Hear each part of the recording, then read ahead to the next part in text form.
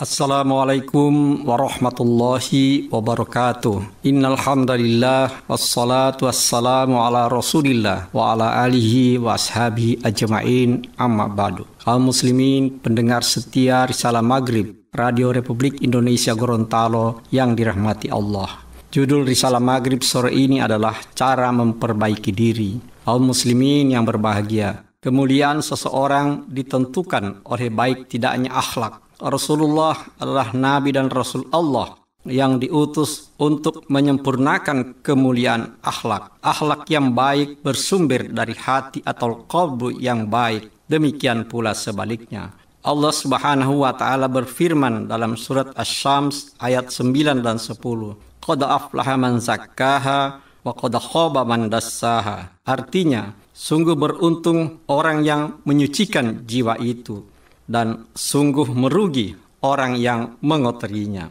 Orang yang ingin memperbaiki diri perlu melihat terlebih dahulu aib atau kekurangan yang ada pada dirinya. Dengan mengetahui aib dan kekurangan dirinya, ia dapat memperbaiki mana yang kurang pada dirinya. Imam Al-Ghazali mengatakan, bila menghendaki kebaikan pada seseorang hamba, Allah membuat hamba itu melihat aibnya. Siapa saja yang mata hatinya tembus pandang, maka kekurangan dirinya akan tampak jelas baginya. Identifikasi atas aib atau kekurangan diri memungkinkan dia untuk memperbaiki kekurangan dirinya.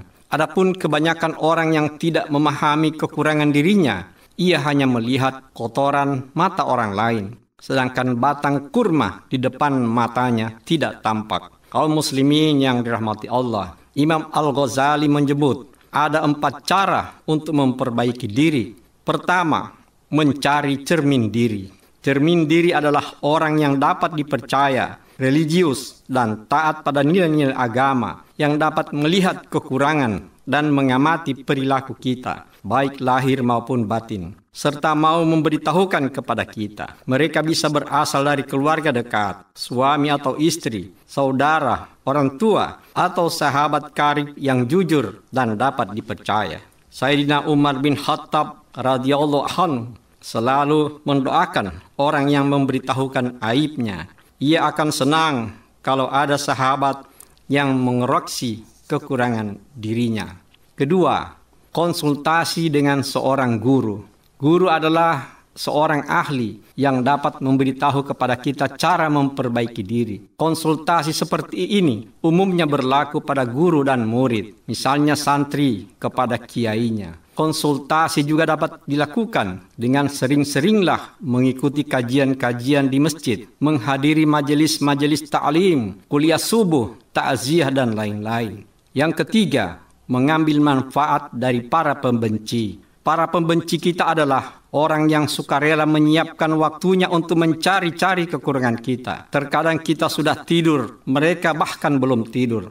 Mereka sibuk mencari kekurangan kita. Berterima kasihlah kepada mereka, karena mereka dengan sukarela mau membantu memperbaiki kekurangan kita. Bahkan mereka setiap hari selalu mentransfer pahala kepada kita, karena pembenci biasanya selalu diikuti dengan bergibah. Terkadang kekurangan kita yang disebutkan oleh pembenci kita lebih banyak daripada koreksi sahabat kita. Koreksi pembenci kita lebih bermanfaat daripada konsultasi sahabat sendiri. Dengan adanya pembenci, kita akan mengetahui kekurangan kita dan menjadi pribadi yang lebih baik dengan memperbaikinya. Keempat, belajar dari lingkungan atau banyak bergaul dengan masyarakat luas. Perilaku lingkungan atau sahabat yang dianggap tercela di mata banyak orang, anggap saja perilaku kita sendiri yang juga harus sedapat mungkin dijauhi. Karena orang beriman adalah cermin bagi yang lain. Kita menganggap aib sahabat kita juga sebagai aib kita sendiri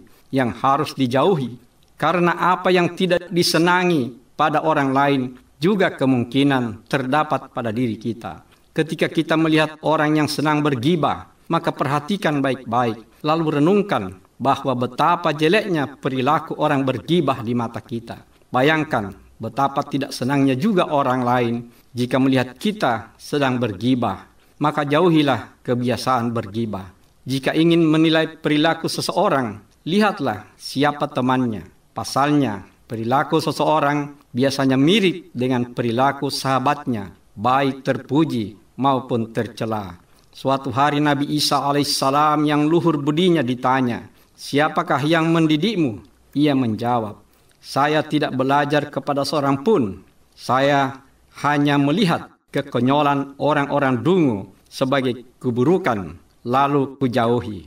Demikian risalah maghrib sore ini. Wallahu a'lam bishawab. Nasrun minallah wa fathun qarib wa basyiril mu'minin. Wassalamualaikum warahmatullahi wabarakatuh.